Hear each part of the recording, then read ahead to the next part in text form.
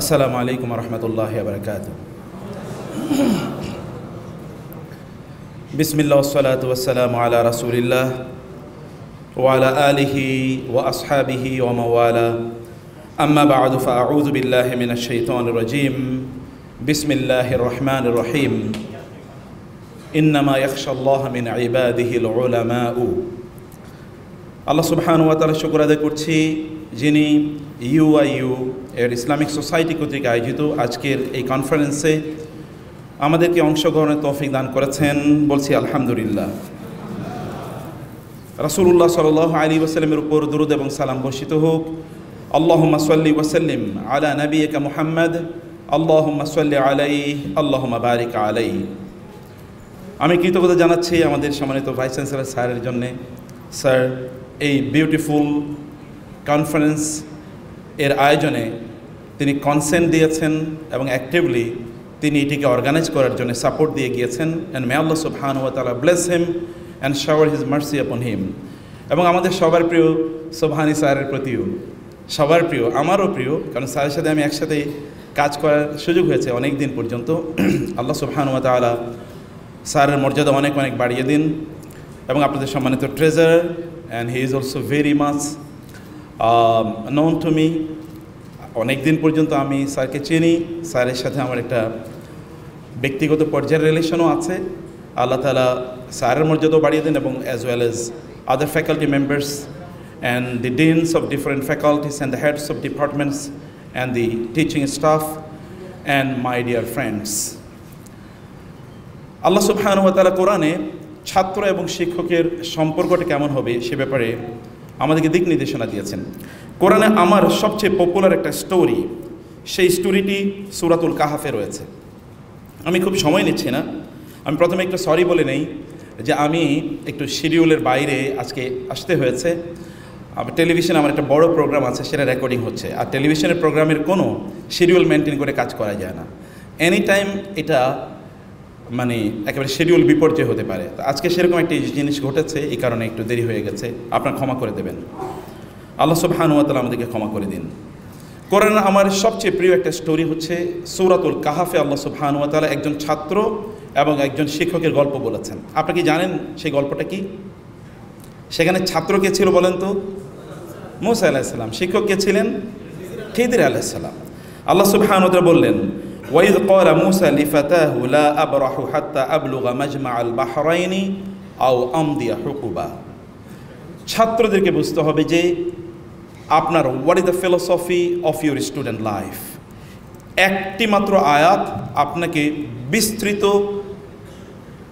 একটি ওভারভিউ প্রদান করে, একটা দর্শন প্রদান করে আপনার বা আমার জীবনের স্টুডেন্ট হিসেবে আমাদের জীবনের লক্ষ্য কী, বা আমরা কীভাবে আমাদের স্টাডি লাইফটাকে কাটাবো।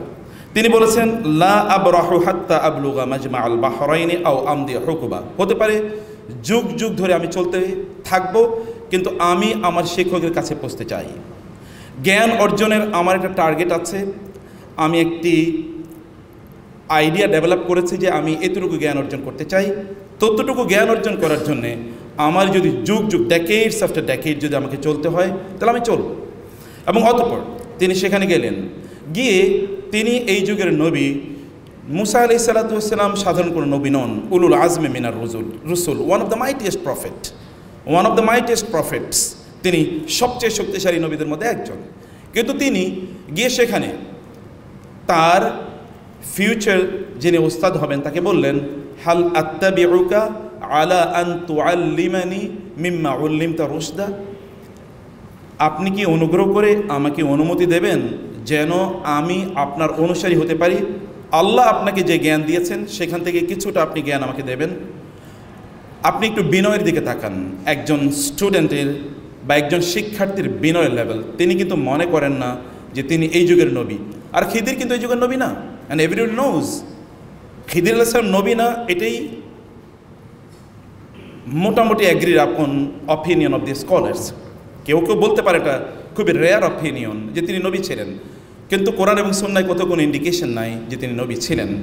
On the other hand Musa আলাইহিস সালাতু ওয়াস সালাম কত বড় নবী, এটা তো আমরা বুঝতেই পারি। কোরআনে যে নবীর সবচেয়ে বেশি আলোচনা এসছে তিনি হচ্ছেন মুসা আলাইহিস সালাম সবচেয়ে বেশি আলোচনা তার এসছে, তাহলে কত বড় নবী হতে পারেন।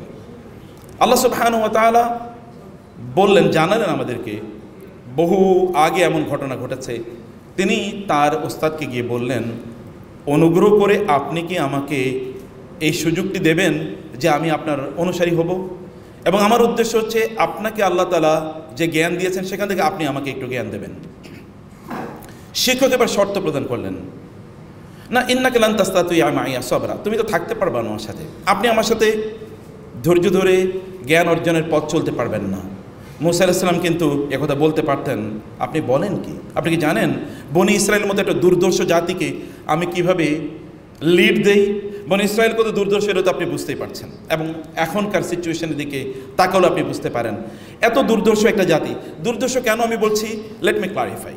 ঠিক লোহিত সাগর পার হয়ে ফেরাউনের অত্যাচার থেকে, স্বৈরাচারী ফেরাউন থেকে পার হয়ে তারা মাত্র এই সমুদ্রের এপারে আসলেন। এর মধ্যে এত মিরাকল তারা দেখেছে, কখনো কখনো পানিগুলো রক্তে পরিণত হয়েছে, কখনো ব্যাঙ, কখনো উকুন, কখনো পঙ্গপাল, কখনো তুফান ইত্তকার জিনিস তারা দেখেছে। এবং এর মাধ্যমে ফেরাউন এবং ফেরাউনের অ্যাসোসিয়েটস অ্যান্ড কমরেডস, ব্রিগেডিয়ার্স যারা ছিলেন, তাদেরকে আল্লাহ সুবহানাহু ওয়া তাআলা কীভাবে বারবার সুযোগ দিয়েছিলেন টু কাম ব্যাক টু আল্লাহ সুবহানাহু ওয়া তাআলা, কিন্তু তারা আসেননি।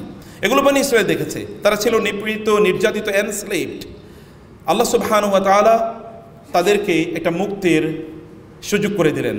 তারা আসলে লোহিত সাগরের পাড়ে এসে বললেন ইন্না লামুদরাকুন, কারণ ফেরাউন এবং ফেরাউনের বিশাল বাহিনী পেছন থেকে তাড়া করছিল এবং পেছনেই প্রায় চলে এসেছে।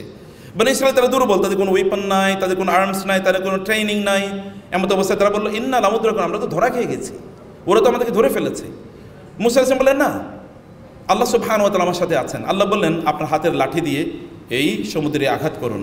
সমুদ্রের 12টি রাস্তা তৈরি হয়ে গেল, এটা আপনি জানেন। তাদের সামনে বিশাল বড় সমুদ্রের রাস্তা তৈরি হয়ে যায়।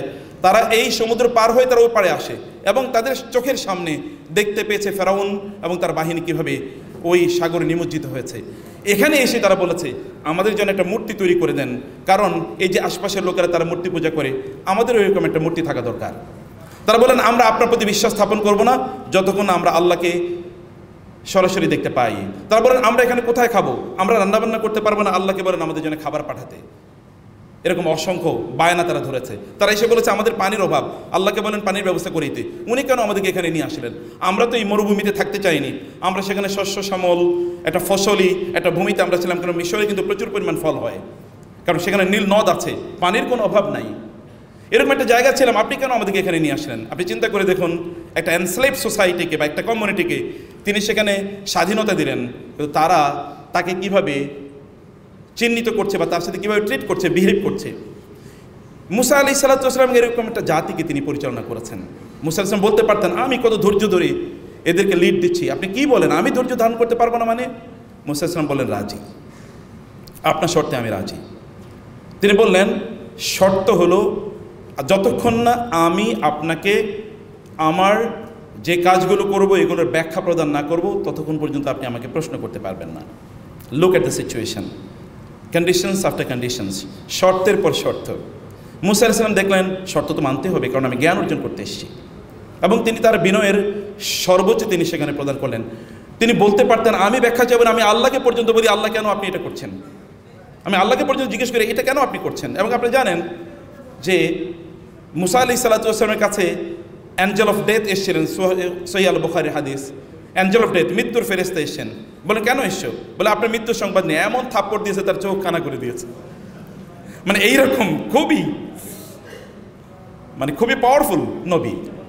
তিনি বলতে পারতেন যে আমি ব্যাখ্যা চাইবো না, আমি ছাত্র, এদিকে আমার অধিকার নাই, আমি শিক্ষার্থী, আমার তো অধিকার আছে। না, I also submit to this condition, I agree to this condition, আমি এটাও মেনে নিলাম, এই শর্ত আমি মেনে নিলাম। তারপরে তারা চলতে থাকলেন। বাকি ঘটনাগুলো আপনাদের জানা আছে। একজন শিক্ষার্থীর মধ্যে সবচেয়ে বেশি যে জিনিসটি থাকতে হয় শিক্ষকের প্রতি, শিক্ষক এবং শিক্ষার্থী এর মধ্যকার রিলেশনের কথা আমি বলছি। রিলেশনের একটি পাইভোটাল, অত্যন্ত গুরুত্বপূর্ণ একটি ফাউন্ডেশন এর জিনিস হলো শিক্ষকের প্রতি শ্রদ্ধা, এহতেরাম, এবং এটা মিউচুয়াল অবশ্যই হবে। এটা অবশ্যই পরস্পরের প্রতি পরস্পর হবে। কিন্তু এখানে আপনি দেখতে পাচ্ছেন যে একজন শিক্ষার্থীর তার বিনয়ের লেভেলটা কি। আপনারা নিশ্চয়ই আব্দুল্লাহ ইবনে আব্বাস রাদিয়াল্লাহু তাআলা নাম শুনেছেন। আব্দুল্লাহ ইবনে আব্বাস রাদিয়াল্লাহু তাআলা তার দুটো জিনিস আছে। একদিকে রাসূল ইসলাম তার জন্য দোয়া করেছেন, আল্লাহুম্মা ফাক্কিহু ফিদ্দিন ওয়া আল্লিমহু তাউইল, হে আল্লাহ আপনি তাকে দ্বীনের গভীর জ্ঞান দান করুন এবং কোরআনের ব্যাখ্যার এই অভূতপূর্ব জ্ঞান আপনি তাকে দান করুন। এবং আল্লাহ সুবহানাহু ওয়া তাআলা তার রাসূলের দোয়াটিকে এমনভাবে কবুল করেছেন যে এই পৃথিবীতে সর্বশ্রেষ্ঠ কোরআনের ব্যাখ্যাদাতা হচ্ছেন মুহাম্মদ রাসূলুল্লাহ সাল্লাল্লাহু আলাইহি ওয়াসাল্লামের পরে আব্দুল্লাহ ইবনে আব্বাস রাদিয়াল্লাহু তাআলা আনহু, এবং দ্বীনের এত গভীর জিনিসগুলো তিনি জানতেন যেটি অন্যরা পর্যন্ত জানতেন। এমনকি ওমর ইবনে খাত্তাব রাদিয়াল্লাহু তাআলা আনহু তার যেই আমরা যদি বলি তার স্পেশাল যে অ্যাসেম্বলি ছিল, যেখানে তিনি তার কনসালটেন্ট যারা ছিলেন, যাদেরকে তিনি পরামর্শ নিতেন, তাদের মধ্যে এই ছোট আব্দুল্লাহ ইবনে আব্বাসকেও তিনি অন্তর্ভুক্ত করেছিলেন, তার এই বিচক্ষণতা, তার এই বুদ্ধিমত্তা, তার উইজডম ইত্যাদির কারণে। আব্দুল্লাহ ইবনে আব্বাস রাদিয়াল্লাহু তাআলা আনহু তিনি কাব রাদিয়াল্লাহু তাআলা আনহু বাসার সামনে গিয়ে তার গায়ের কাপড়টি, যেটাকে আমরা চাদর বলছি, চাদরটি তিনি বিছিয়ে ওইখানে তিনি বসে থাকতেন, অথবা মাঝে মাঝে শুয়ে থাকতেন, যখন দীর্ঘক্ষণ পর্যন্ত আব্দুল্লাহ ইবনে মাসউদ অথবা কাব রাদিয়াল্লাহু উবাই বিন কাব যদি না নামতেন।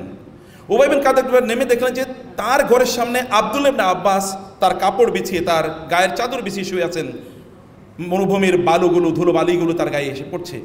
আবার আব্দুল্লাহ ইবনে আব্বাস রাদিয়াল্লাহু তাআলা রাসূলুল্লাহ সাল্লাল্লাহু আলাইহি ওয়াসাল্লামের আপন চাচাতো ভাই, এইদিকে তার কারাবাতুর রাসূল সাল্লাল্লাহু আলাইহি ওয়াসাল্লাম, রাসূল সাল্লাল্লাহু আলাইহি ওয়াসাল্লামের সাথে এরকম একটা তার পারিবারিক রিলেশন, ব্লাড রিলেশন আছে। তিনি বের হয়ে বলেন, ইয়া ইবনা আম্মা রাসূলিল্লাহ, হে রাসূল সাল্লামের চাচাতো ভাই, আপনি এখানে? বলে, আমি আপনার কাছ থেকে জ্ঞান অর্জন করতে এসেছি। আপনি আমার কাছ থেকে জ্ঞান অর্জন করতে এসেছেন?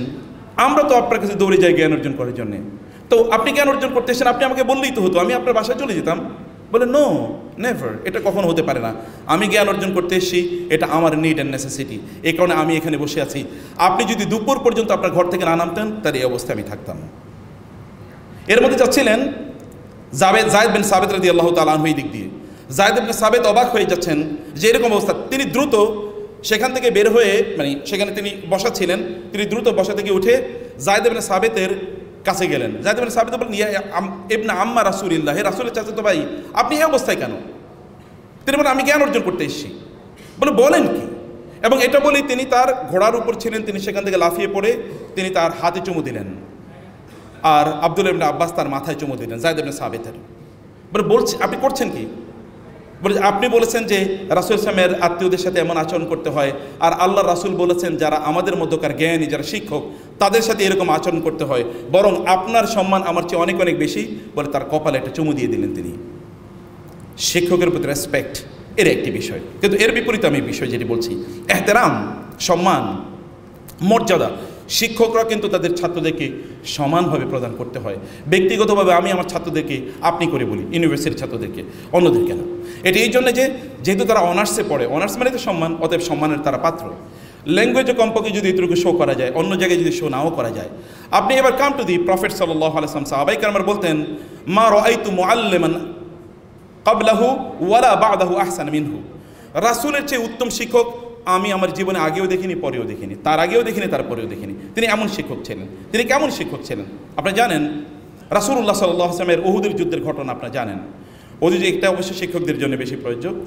উহুদের যুদ্ধে রাসূল ইসলাম একদল আর্চারকে বললেন, ওই যে ছোট্ট পাহাড়টি যেটাকে জাবালুর রোমাত বলা হয়, the mountain of the archers, সেখানে রাসূল ইসলাম বললেন, you keep posted over here, এখানে তোমরা থাকবে, এই জায়গা থেকে তোমরা নড়বে না যতক্ষণ না আমি তোমাদেরকে এক্সপ্লিসিটলি অর্ডার দেই যে তোমরা এখান থেকে নড়বে।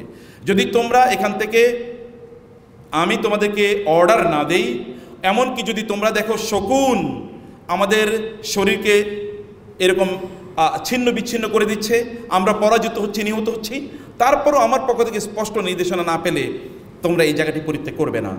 যুদ্ধ শুরু হয়ে গেল। যুদ্ধের প্রথমেই কুরাইশদের মধ্যকার মুশরিক বাহিনী তারা কিন্তু পরাজিত হয়ে গিয়েছে এবং তারা পালিয়ে চলে যাচ্ছিল।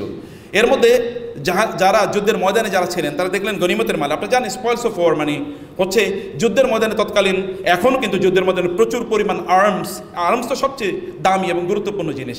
আর্মসগুলো যারা পরাজিত তারা রেখে যেতেন। আপনারা জানেন 71-এ কিন্তু এরকম প্রচুর পরিমাণ আর্মস আমরা পেয়েছি। এটা খুবই দামি প্রপার্টি, এগুলোকে গনিমতের মাল, এছাড়াও আরও অনেক কিছু সেখানে থাকে। সেই যুগে যুদ্ধ তো অনেক লম্বা সময় জুড়ে, সেখানে ক্যাটেলসগুলো নিয়ে আসতো যুদ্ধের ময়দানে যারা বিপরীত দিকে তারা থাকতো, বা উভয় পক্ষই তারা তাদের ক্যাটেলসগুলো নিয়ে আসতো, কারণ এগুলোকে তাদের খাবারের জন্য অথবা বাহন হিসেবে তারা ব্যবহার করতো। আরও তাদের সম্পদও সেখানে থাকতো, মানে টাকা পয়সা এগুলো থাকতো। এগুলো যখন বিভিন্ন জায়গায় পড়েছিল, সাহাবায়ে কেরাম যারা যুদ্ধের ময়দানে ছিলেন তারা এগুলো কালেকশন করতে গেলেন। উপরে যারা ছিলেন ওই যে 8-4-50 জন, তারা দেখলেন যে already the war is over, এবং আমাদের লোকেরা they are collecting the spoils of war, তো আমরা এখানে কেন বসে থাকবো? তো তাদের যিনি নেতা তিনি বলে কি, আমাদের এত সুন্দর মসজিদে পেশাব করে দিয়েছে, আর এটা রাসূলের মসজিদ, রাসূল সাল্লাম সেখানে আছেন, সাহাবায়ে কেরাম আছেন। সাহাবায়ে কেরামরা খুবই ক্ষিপ্ত, তারা তাকে ধরবেন, মারবেন, বাঁধবেন। রাসূল বলেন একটু আস্তে, ওকে একটু পেশাবটা করতে দাও, শান্তিমতো পেশাব করতে দাও। কোথায় পেশাব করতে দিচ্ছেন? মসজিদে, অন্য কোথাও না। এরপরে তিনি বললেন যাও পানি নিয়ে আসো, পেশাবের এখানে পানিটা ছেড়ে দাও। তারপরে তিনি তাকে ডেকে বললেন, ভাই এটা তো আমাদের মসজিদ, এখানে আমরা ইবাদত করি, এখানে পেশাব করতে নাই। Look at the words of the Prophet sallallahu alaihi wasallam, look at his heart, look at the mercy. আল্লাহ সুবহানাহু ওয়া তাআলা তো মার্সিফুল হিসেবে প্রেরণ করেছেন। আমরা বলবো যে এটা পরস্পরের প্রতি শ্রদ্ধার বিষয়, পরস্পরের সাথে আন্ডারস্ট্যান্ডিং এর একটা বিষয়, এটি খুবই জরুরি। আপনারা যারা শিক্ষার্থী যারা আছেন, এই অবস্থা যদি আপনাদের না থাকে তাহলে কি হতে পারে? আবু সালামা নামক একজন বিখ্যাত তাবিঈ, অসাধারণ মেধাবী ছিলেন, কিন্তু তিনি আব্দুল্লাহ ইবনে আব্বাসের ছাত্র ছিলেন। আব্দুল্লাহ ইবনে আব্বাসকে অপ্রয়োজনীয় প্রশ্ন করতেন, এতে মাঝে মাঝে তিনি বিরক্ত হতেন। সালফে সালিহিনের তাদের বক্তব্য হচ্ছে, আবু সালামার এই বিশাল মেধা থাকা সত্ত্বেও আবু সালামা জ্ঞানের রাজত্বে খুব বেশি তিনি কাজ করতে পারেন নাই, বা রোল প্লে করতে পারেন নাই, অনেক বড় জ্ঞানী হিসেবে তিনি অবদান রাখতে পারেন নাই, অনলি বিকজ অফ এই যে অপ্রয়োজনীয় প্রশ্ন করে আব্দুল্লাহ ইবনে আব্বাসকে তিনি মাঝে মাঝে বিরক্ত করতেন। তিনি একটু বিরক্ত হতেন, ডিসরেসপেক্ট তিনি মাঝে মাঝে ফিল করতেন, এই কারণে তিনি এত জ্ঞানী হতে পারেন নাই। আমাদেরকে এই দুই ধরনের, মানে এই যে দুটোর যে সমন্বয়, এই দুটোর সমন্বয় আমাদেরকে কমপক্ষে করতে হবে। 2 নম্বর যে বিষয়টি আপনাদেরকে বলতে চাই তা হলো আমাদের ওস্তাদের জন্য, উভয়ের জন্য, যারা শিক্ষক আছেন উভয় পরস্পরের জন্য দোয়ার ব্যাপার আছে। আপনি কখনো কতটুকু দোয়া করেছেন আপনার উস্তাদের জন্য আমি জানি না, অথবা আমাদের স্যাররা আমাদের ছাত্রদের জন্য কতবার দোয়া করেছেন আমি জানি না। সালফে সালিহিন তারা কী করতেন? তারা প্রচুর পরিমাণ দোয়া করতেন। আপনি দেখুন তো, যদি কোরআনে রাসূলুল্লাহ সাল্লাল্লাহু আলাইহি ওয়াসাল্লামের কথা অথবা ইব্রাহিম আলাইহিস সালাতু ওয়াসাল্লামের কথা, অন্যান্য নবীদের কথা বলেন, তারা তো শিক্ষক, তারা দেখবেন তাদের জাতির জন্যে, মানে তাদের ছাত্রদের জন্য কী পরিমাণ দোয়া করেছেন। আল্লাহুম্মা হদি কওমি ফাইন্নাহুম লা ইয়ালামুন, আল্লাহ ওদেরকে হেদায়েত দেন, এরা বুঝতে পারে না। নেভার গেট অ্যাংরি, কখনও তিনি রাগান্বিত হয়ে যান নাই, বরং তিনি তাদের জন্য দোয়া করেছেন। আপনাদের শিক্ষকদের জন্য আপনার দোয়া করা, আপনি ইমাম আবু হানিফা রাহিমাহুল্লাহর নাম শুনেছেন, তিনি বলেছেন আমার জীবনে এমন কখনো সময় যায়নি যেই দিন আমি দুহাত তুলে আমার পিতার জন্য দোয়া করেছি, কিন্তু আমার ওস্তাদের জন্য আমি দোয়া করিনি, মানে আমার টিচারের জন্য দোয়া করিনি। It never happened in my life. যতবার আমি দোয়া করেছি আমার বাবার সাথে আমার স্পিরিচুয়াল ফাদারের জন্য আমি দোয়া করেছি, তিনি হচ্ছেন আমার টিচার, তিনি হচ্ছেন হাম্মাদ। ইমাম আবু হানিফা রাহিমাহুল্লাহর ছাত্র, তার নাম হচ্ছে আবু ইউসুফ। আবু ইউসুফ বলতেন আমি যতবার আমার পিতার জন্য দোয়া করেছি তার চেয়ে অনেক অনেক বেশি আমি আমার টিচারের জন্য দোয়া করেছি। আমি যতবার দোয়া করেছি আমার ওস্তাদের জন্য তার চেয়ে অনেক অনেক বেশি দোয়া করেছি, মানে আমার পিতার জন্য তার চেয়ে অনেক বেশি দোয়া করেছি আমার ওস্তাদের জন্য। আপনারা যারা শিক্ষার্থী আছেন, আপনাদের টিচারের সাথে যদি স্পিরিচুয়াল বন্ডিং যদি আপনি তৈরি করতে চান তাহলে তাদের জন্য দোয়া করুন। এমনকি টিচারদের জন্য বলছি, যদি এমন কখনো হয় যে আপনার ছাত্রদের বা আমাদের ছাত্রদের মাঝে এমন একজন আছেন যিনি হয়তো খুব ভালো, তিনি ওই সাবজেক্টে ভালো করতে পারছেন না, অথবা তিনি খুব ভালো করে পড়াশোনা করছেন না, তার কনসেন্ট্রেশনের লেভেলের একটু অভাব আছে, আপনি তো জানেন যে যেই জ্ঞান আপনি বিতরণ করছেন এই জ্ঞানের কারণে আপনি কেবল দুনিয়াতে উপকৃত হবেন এরকম নয়, বরং আপনি আখিরাতে উপকৃত হবেন। রাসূলুল্লাহ সাল্লাল্লাহু আলাইহি ওয়াসাল্লাম বলেছেন আও ইলমিন ইউনতাফাউ বিহি, এমন জ্ঞান যে জ্ঞান তিনি বিতরণ করেছেন এই জ্ঞানের কারণে তিনি তার কবরে বসেও তিনি মর্যাদা পাবেন এবং সম্মান পাবেন। আল্লাহ সুবহানাহু ওয়া তাআলা তার মর্যাদা বাড়িয়ে দেবেন। কিয়ামত পর্যন্ত হতে পারে যে আপনি এই জ্ঞান বিতরণের কারণে আপনি সম্মান পেয়ে যাবেন। এখন কেউ কেউ বলতে পারে যে জ্ঞান বলতে কেবলমাত্র কথিত, আমরা যদি বলি কেবল রিলিজিয়াস নলেজ, নো। আপনি যদি কোরআনের সবচেয়ে বড় আয়াতটির দিকে তাকান, সেই আয়াতটি হচ্ছে ইকোনমিক ইস্যু নিয়ে, ফাইন্যান্সিয়াল ম্যাটার নিয়ে। আজকের পৃথিবীর ব্যাংকিং সিস্টেম যেই আয়াতটির উপর নির্ভর করে চলছে, এই আয়াতটি হচ্ছে কোরআন সূরাতুল বাকারার সবচেয়ে বড় আয়াত। অতএব সেখানে আল্লাহ সুবহানাহু ওয়া তাআলা কোরআনের সবচেয়ে বড় আয়াতটি, যেটা প্রায় 1 পৃষ্ঠার চেয়ে বড় লম্বা, এই আয়াতটি কেবল ফাইন্যান্সিয়াল ইস্যুতে কেন তিনি এটাকে কনসেন্ট্রেট করলেন, ডিভোট করলেন, তিনি বুঝাতে চেয়েছেন অ্যাকাউন্টিং। আজকে ধরেন অনেকে মনে করেন যে অ্যাকাউন্টিং এটা কোনো সাবজেক্ট হলো, মানে আপনি তো এখন কম্পিউটার সায়েন্স পড়বেন, আপনি ইঞ্জিনিয়ার টেপলে পড়বেন অথবা অন্যান্য কিছু পড়বেন, এখন মডার্ন অনেক সাবজেক্ট চলে এসেছে, এগুলো কোনো সাবজেক্ট হলো নাকি? অ্যাকাউন্টেন্ট এটা কোনো সার্ভিস, এটা কোনো চাকরি হলো? আপনি হয়তো নেগলেক্ট করছেন। কেউ দেখেন আল্লাহ সুবহানাহু ওয়া তাআলা অ্যাকাউন্টিংকে কোরআনের সবচেয়ে বড় আয়াতের জন্য তিনি নিবেদিত করেছেন। অথবা আপনি অ্যাকাউন্টিং পড়লে, অথবা আপনি ম্যাথমেটিক্স পড়লে, আপনি সায়েন্স পড়লে, আপনি যদি টেকনোলজি পড়েন, অথবা আপনি সফটওয়্যার ইঞ্জিনিয়ারিং পড়েন, আপনি ইসলামিক জ্ঞান অর্জন করলেন না। কে বলেছে আপনাকে? এগুলো সব ইসলামিক জ্ঞান। সকল জ্ঞানই ইসলামিক হতে পারে যদি এটা শরিয়া বিরোধী না হয়। অথবা এইরকম একটি জ্ঞান যখন আপনি অর্জন করেন, সেই জ্ঞান অর্জন করার ক্ষেত্রেও আমাদের টিচাররা যদি এই জ্ঞানগুলো তারা বিতরণ করেন, এটিও সাদাকায়ে জারিয়া হিসাবে পরিগণিত হতে পারে, এবং এই কারণেও তারা সওয়াব পেয়ে যাবেন। অবশ্যই তারা কবরে থাকলেও তারা সওয়াব পেয়ে যাবেন, কিন্তু সওয়াব পাওয়ার জন্য তো ঈমান লাগবে, সেটা আমরা জানি। কারণ সওয়াব দেবেন মহান আল্লাহ সুবহানাহু ওয়া তাআলা। তার প্রতি যদি আমাদের বিশ্বাস না থাকে, তাহলে আমরা কিভাবে সওয়াব পাবো? একজন ব্যক্তি এসে রাসূল সাল্লাল্লাহু আলাইহি ওয়াসাল্লামকে বললেন, ইয়া রাসূলুল্লাহ, আমার অমুক ব্যক্তির সাথে আমার একটু রিলেশনটা খারাপ। রাসূল সাল্লাল্লাহু বললেন, তাহলে ওর জন্য তুমি কি আল্লাহর কাছে দোয়া করেছো? বলে না। বলে দোয়া করো। তিনি কয়েকদিন দোয়া করলেন, দোয়া করে এসে বললেন, ইয়া রাসূলুল্লাহ, এখন তো ফাইজাল্লাযী বাইনাকা ওয়া বাইনাহু আদাওয়াতুন কাআন্নাহু ওয়ালিয়্যুন হামিম, এখন সে আমার সবচেয়ে ক্লোজ ফ্রেন্ডে পরিণত হয়েছে। জাস্ট মেক দোয়া ফর দেম, কেবল দোয়া করেন। দোয়া করার পরে আমি আপনাদের মধ্যকার ইন্টারনাল রিলেশনের ব্যাপারে সালফে সানি একটি গল্প বলি। দুইজন একই ক্লাসে, তারা খুবই ব্রিলিয়েন্ট স্টুডেন্ট ছিলেন, কিন্তু একজন তো ফার্স্ট হয়ে যেতে পারে, আরেকজন সেকেন্ড হতে পারে। ফার্স্ট সেকেন্ডের মধ্যে কখনো কখনো এক ধরনের কনফ্লিক্ট থাকে, কখনো কখনো কনফ্লিক্টটা এটা ইন্টারনাল, কখনো এক্সটার্নাল আমরা দেখতে পাই, কখনো দেখতে পাই না। এরকম একজন, তিনি তার ওস্তাদের কাছে আসলেন, বললেন, ইয়া ওস্তাদ, ওর সাথে তো আমার কোনোভাবে সম্পর্ক ভালো হচ্ছে না। বলে, তুমি যাও তার জন্য দোয়া করে। তিনি বললেন, আমি এরপর 1 সপ্তাহ তার জন্য দোয়া করে বললাম, আল্লাহুম্মা গফির লাহু, আল্লাহুম্মা গফির লাহু, আল্লাহুম্মা গফির লাহু। হে আল্লাহ, তুমি তাকে ক্ষমা করে দাও, হে আল্লাহ তুমি তাকে ক্ষমা করে দাও, হে আল্লাহ তুমি তাকে ক্ষমা করে দাও। এরপর হঠাৎ করে রিলেশনটা এমন পর্যায়ে হলো, এখন আমরা গলায় গলায় বন্ধু। এখন আমরা একজন আরেকজনের সাথে গলায় গলায়, তারে দেখতেন, তারে যদি না দেখি তাহলে আমার কি জীবন যায়, জানের জান, প্রাণের প্রাণ। যদি এগুলো এখন অপোজিট ল্যাঙ্গুয়েজের জন্য ব্যবহৃত হয়, মানে অপোজিট জেন্ডারের জন্য ব্যবহৃত হয়, ভেরি আনফর্চুনেট।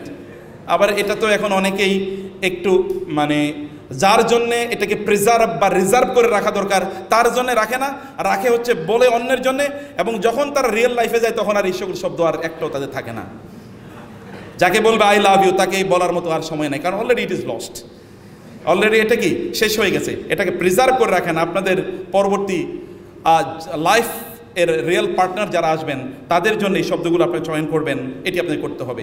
3 নম্বরে, অতএব দোয়া করার ব্যাপার আছে। আমি স্যারদেরকেও, আমার নিজকে সহ আপনাদেরকে বলি, আমাদের যারা শিক্ষার্থী তাদের জন্য দোয়া করতে হবে, আমাদের স্পিরিচুয়াল রিলেশন তাদের মধ্যে তৈরি করা দরকার। 3 নম্বরে যে বিষয়টি আমি একটু বলতে চাই আপনাদেরকে, তাহলে যে জ্ঞান আপনি যার কাছ থেকে অর্জন করছেন, অবশ্যই তার প্রতি জ্ঞানটাকে রেফার করা দরকার। জানেন, ইন্না মিন বারাকাতিল ইলমি নাসবাতুহু ইলা শাইখিহি, আপনি যার কাছ থেকে জ্ঞান অর্জন করেছেন তার প্রতি রেফার করুন, যে আমি আমার ওই স্যারের কাছ থেকে বা ওই টিচারের কাছ থেকে আমি জ্ঞান অর্জন করেছি। এই জন্য সালফে সালি তারা বলতেন, ইউকবাহু বিকুম আন তাস্তাফিদু মিনহু মিন্না ওয়ালা তাতারাহমু আলাইনা, তোমরা আমাদের কাছ থেকে জ্ঞান অর্জন করবে, কিন্তু আমাদের নাম উল্লেখ করে তোমরা কখনোই বলবে না, এটা হতে পারে না, তাহলে তোমরা আমাদের প্রতি রহম করলে না। এখন হাদিয়া দিতে হয়। হাদিয়া মানে কি? হাদিয়া তাহাদু তাহাবু, আমরা হাদিয়া দেয়া মানে হচ্ছে জ্ঞানের জগতে, ওয়ার্ল্ড অফ নলেজে হাদিয়া মানে হচ্ছে referring the knowledge to the teacher, যে আমি ওই টিচারের কাছ থেকে জ্ঞানটি অর্জন করেছি। এই কারণে ইমাম শাফি রহমাতুল্লাহ, আপনারা জানেন, বিখ্যাত ইমাম, মানে বিখ্যাত ইসলামিক স্কলার, সালফে সালি তারা বলতেন, ইমাম শাফি সকল মানুষের উপর অনুগ্রহ করেছেন ইল্লাল বাইহাকি, বরং বাইহাকি ইমাম শাফির উপর অনুগ্রহ করেছেন, অথচ বাইহাকি কিন্তু ইমাম শাফির ছাত্র। তো বলা হলো যে এটা কিভাবে সম্ভব?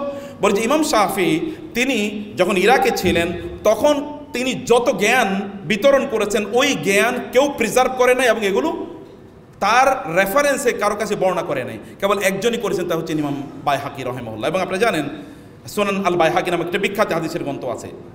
এই যে বাইহাকি অথবা শোয়াবুল ইমান লিল বাইহাকি, ইমাম বাইহাকির শোয়াবুল ইমান, ইমানের যে 70 বা তার উপরে শাখা প্রশাখা আছে, এর উপরে একটা গ্রন্থ আছে, বিশাল গ্রন্থ।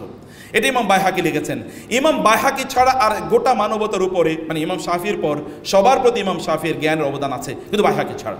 Referring the knowledge to the rightful owner অথবা টু দি টিচার, এটা অত্যন্ত গুরুত্বপূর্ণ একটি কাজ। আল্লাহ সুবহানাহু যখন তার রাসূলের ব্যাপারে বলেছেন ওয়া রাফা'না লাকা যিকরাক, এর মানে হচ্ছে এই কারণে পৃথিবীতে সবচেয়ে বেশি যারা আপনার সম্মান প্রাপ্ত তারা হচ্ছে আসহাবুল হাদিস বা আহলুল হাদিস, যারা হাদিস নিয়ে কাজ করেছে, হাদিসের কথা যারা বলেছে। আপনি ইমাম বুখারীর কথা কেন বলেন বলেন তো? ইমাম শাফির কথা কেন বলেন? কারণ মুসনাদে ইমাম শাফি তিনি হাদিসের উস্তাদ ছিলেন। ইমাম মালিকের কথা কেন বলেন? কারণ তিনি হাদিসের উস্তাদ ছিলেন। ইমাম আবু হানিফা রাহিমাহুল্লাহ তারা যত না বড় ফকি ছিলেন তার চেয়ে বড় মুহাদ্দিস ছিলেন। এই হাদিসের খেদমত করার কারণে আল্লাহ সুবহানাহু যেহেতু বলেছেন রাসূলের নামটাকে তিনি উচ্চকিত করবেন, সবার মনে গেঁথে দেবেন, এটি কিন্তু তারই একটা অংশ। ওই পার্টে থাকার কারণে, কারণ we refer the knowledge to the prophet সাল্লাল্লাহু আলাইহি ওয়াসাল্লাম, এই কারণে আল্লাহ সুবহানাহু ওয়া তাআলা এই সম্মান এবং মর্যাদা বাড়িয়ে দিয়েছেন।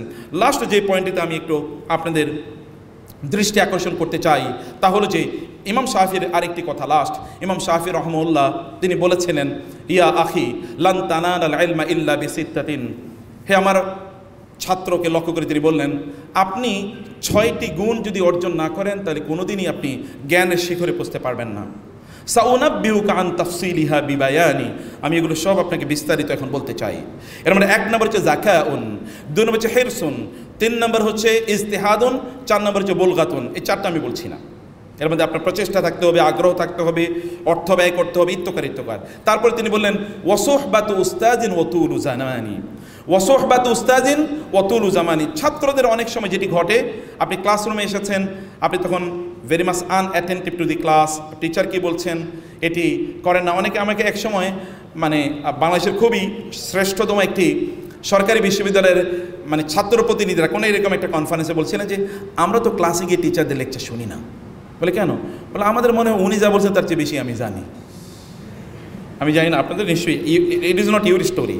তো বলছেন যে আরেকটা জিনিস চিন্তা করুন, উনি যা বলছে প্রফেসর গুগলের যদি বলে গুগল, অথবা এখন যদি প্রফেসর চ্যাট জিপিটিকে বলি চ্যাট জিপিটি তুমি বলো, আমি তো তার চেয়ে অন্তপক্ষে 10 গুণ বেশি ইনফরমেশন পাবো। তাহলে এই লেকচার শুনে আমার লাভ কী? এবং এই কারণে আমাদের ক্লাসে জীবনে সবচেয়ে ভালো ঘুমটা হয়। রাতের বেলা ঘুম হয় না, কিন্তু ক্লাসে সবচেয়ে ভালো ঘুম হয় আমাদের, মাশাআল্লাহ। অনেকে নাক ডেকেও ঘুমায়, এরকম একটা অবস্থা। এবং জ্ঞানের দৈন্যতা জানেন, চ্যাট জিপিটির উপর এখন আমাদেরকে নির্ভর করতে হয়। জ্ঞানের দৈন্যতা কেন? কারণ হচ্ছে ইস্তেহাবুল উস্তাজ, লম্বা সময় জুড়ে উস্তাদের সাথে থাকা বা টিচারের অধীনে থাকা, টিচারের কাছ থেকে জ্ঞান অর্জন করা, এটি খুবই গুরুত্বপূর্ণ একটি বিষয়। আমি ব্যক্তিগতভাবে আমার নিজের কথা বলছি, এবং আমি আজকেও পড়ছিলাম আপনাদের এখানে আলোচনা, এর আগেও আমি দেখেছি সালফে সালেহ তারা বলেছেন, আমরা দেখেছি আমাদের সাথে যারা উস্তাদের সাথে বা টিচারের কাছে জ্ঞান অর্জন করেছে লম্বা সময় জুড়ে, অথবা তার ক্লাসে অ্যাটেন্টিভ ছিল, তার কথাবার্তা, তার আচরণ, তার বডি ল্যাঙ্গুয়েজ, তার অ্যাপ্রোচ সব কিছু একরকম।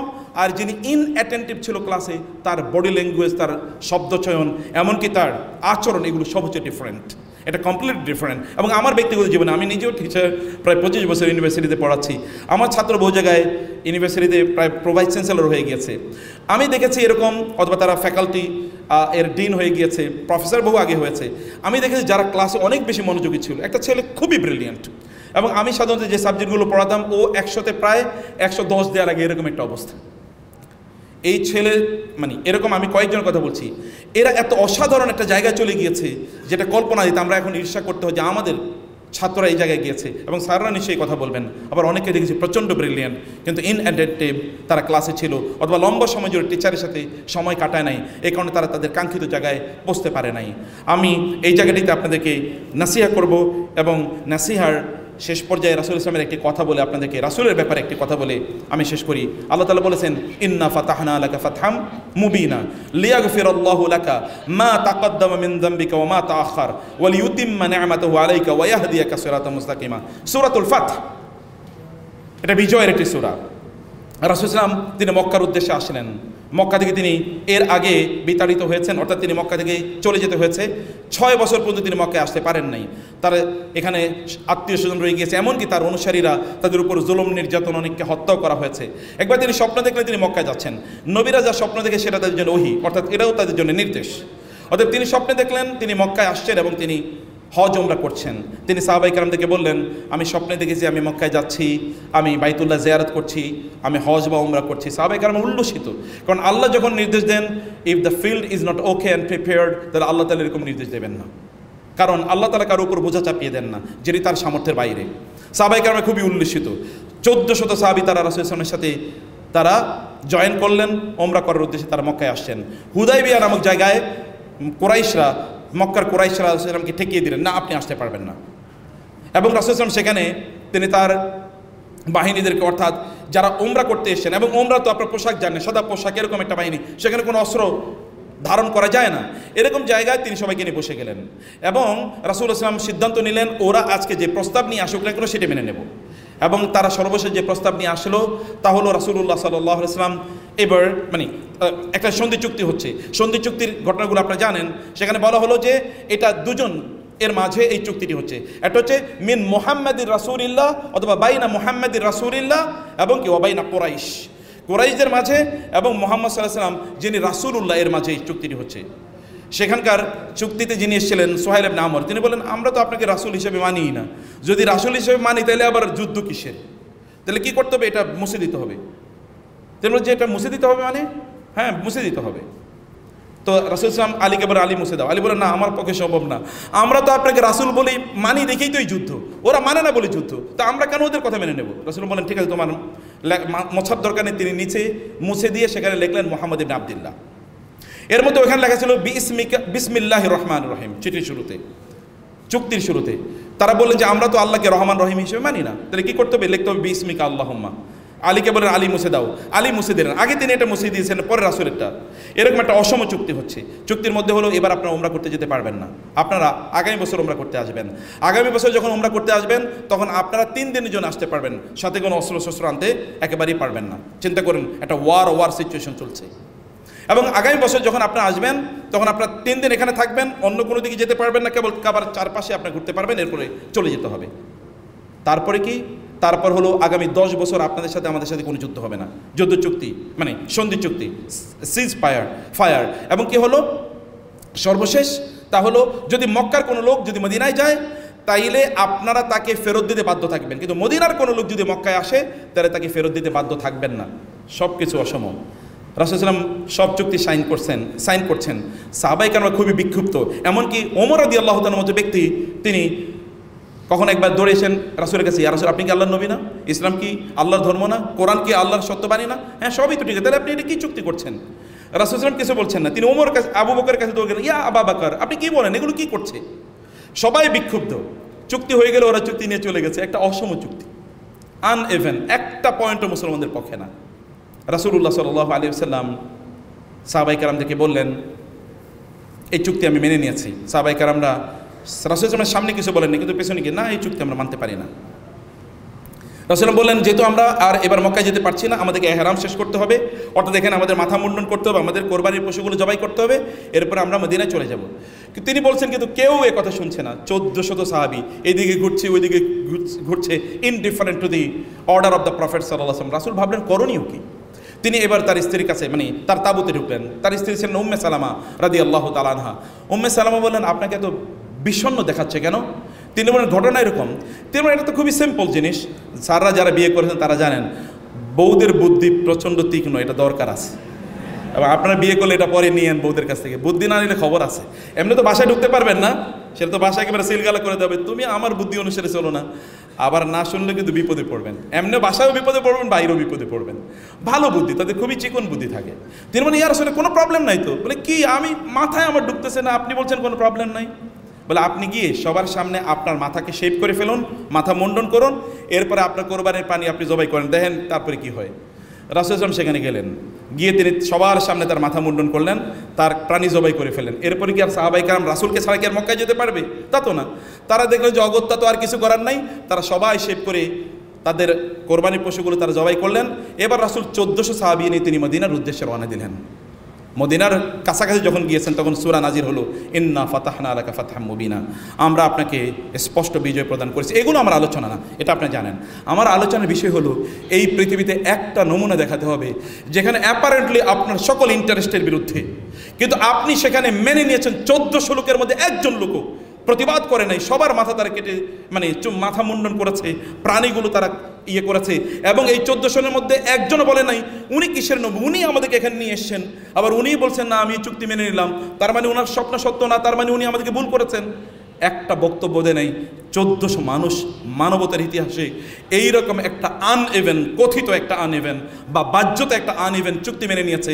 এবং প্রকৃত অর্থে হুদাইবিয়া সন্ধির কারণেই এই অডিটোরিয়ামে আপনারা যারা মুসলমান, এই হুদাইবিয়া সন্ধির ফসল এটা হুদাইবিয়ার সন্ধির ফসল। হুদাইবিয়ার সন্ধি না হলে আপনার হয়তো বা এতটুকু পর্যন্ত ইসলাম আসতো না। আমাদের স্যাররা, বুয়েটের নাকি একটা স্যার, বুয়েটের স্যার আছে, বুয়েটের নাকি আন্দোলন ওই পরীক্ষার আগে, কারণ পরীক্ষা তো পিছাইতে হবে। এটা স্যার আমি সরি এটা বলে নিচ্ছি, কারণ আমার অনেক ফ্রেন্ডরা আছে ওরা বলে আর কি, নিশ্চয়ই ইউআইইউতে পরীক্ষার আগে কোনো আন্দোলন হয় না নাকি? পরীক্ষা পেছানো হোক, আরও একটা সপ্তাহ দিলে অনেক ভালো হইতো। কারণ আপনারা সিদ্ধান্ত নেন পরীক্ষার আগের রাতে পড়বেন, পরীক্ষার আগের রাতে হলো আমার পড়া। অতএব স্যার অন্তত একটা দিন একটু দেন যেন পরীক্ষার আগের রাতে পড়া যায়। আপনাকে বুঝতে হবে যে আপনার টিচারের তার সিদ্ধান্ত মেনে নেওয়ার মধ্যে আপনার কল্যাণ আছে।